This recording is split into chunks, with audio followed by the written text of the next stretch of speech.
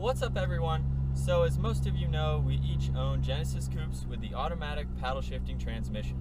And while these cars are a lot of fun to drive, they work really well for what we need right now, here are 6 problems with owning an automatic sports car. And if you enjoyed the video, don't forget to subscribe to us on YouTube, like our Facebook page, and then follow us on Instagram. Number 1, it's pretty hard to drift. Now if you're going to be purchasing a drift car, obviously you won't be going with an automatic. You definitely have a lot more control with the manual. Both of our cars don't have limited slips either, which makes it even harder to break traction.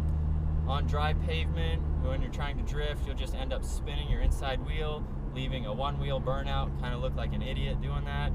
And when it's raining, you can get a small drift going, but at least at slow speeds, you really can't hold it like a manual very well. And in the snow, however, we definitely have a lot of fun drifting, but you know, that's pretty rare where we live, but it can still be a lot of fun. Now, if you do have an automatic with a limited slip, you are more likely to be able to hold a drift, but just the nature of an automatic, you really have to carry the speed in order to break that traction. You can't just clutch kick it, get the RPMs up to spin your wheels, so it's just not really the best kind of drift car. Number 2 is that an automatic is going to be putting less power to the wheels than the manual counterpart. Between my engine and transmission, there is a heavy torque converter, whereas with the manual transmission, you have a flywheel and a clutch, and that obviously weighs quite a bit less. With the bolt-ons and the stock tune that I have on my car right now, I may be looking around 170 to 180 horsepower and torque, while the manual is going to be looking at the low 200 range. So if you are looking for the biggest dyno numbers, the automatic really isn't going to be your way to go. And even though the dyno numbers are going to be quite a bit different between manual versus automatic, in real world it really doesn't seem that much different. I've done pulls with manual transmission gens with the same performance parts that I have, and we're pretty neck and neck. They're a little bit more in each gear, but once they shift, since their car has to stop moving for a split second, and my car obviously shifts are instant, my car starts to take over them. So it is kind of even out on the real world, but the numbers are definitely going to be less for the dyno. Number 3 is that you can't really rev your car while cruising that well. Now with a manual, it is kind of on the racer side to be revving it up all the time while driving, but it can be fun if you're just cruising with your friends. Sure, you can pop the car into neutral going highway speeds and rev it in an automatic, just like he's doing now, but you need to wait for those RPMs to drop back to a normal range before putting into drive and continue driving. And now if you have a nice exhaust, you know, every now and then you might want to rev it up. It's definitely not as easy compared to a manual though. For number 4, this one really isn't a fault of the car itself, but an automatic sports car gets a lot of hate and it's kind of annoying. And it really doesn't make sense. People who can't even drive a stick shift car will just look in the window at a car show and say, oh, not a stick shift, must be a crappy car. We see this a lot with Lamborghinis, Ferraris, and even the GTR, which is a pretty amazing car. And most of the time, haters really don't have a clue what they're talking about, and they don't even say why they hate it. It's just, oh, that's an automatic, it sucks. And, you know, we don't know if they're mad about why we shift like this. I don't know. Yeah, I mean, we're shifting like you would in an Aventador, and obviously this has a torque converter rather than a clutch.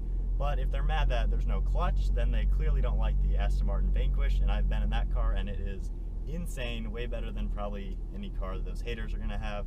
The F-Type has an automatic, which is amazing. I have a video where I was on a pretty sweet test drive in one of them, and you wouldn't think it's an automatic. It was awesome.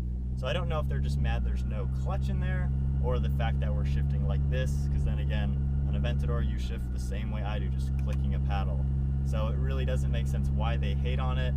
I know we're not, shifting with the clutch pedal and the stick shift, but still, it's an annoying thing you have to deal with an automatic sports car. Number 5 is the small delay in shifting. Now, while the transmission will shift way quicker than a human ever could, the delay in response from when you click the paddle and then it shifts can be a little annoying. You kind of need to anticipate when you want the car to shift and click the paddle ahead of time.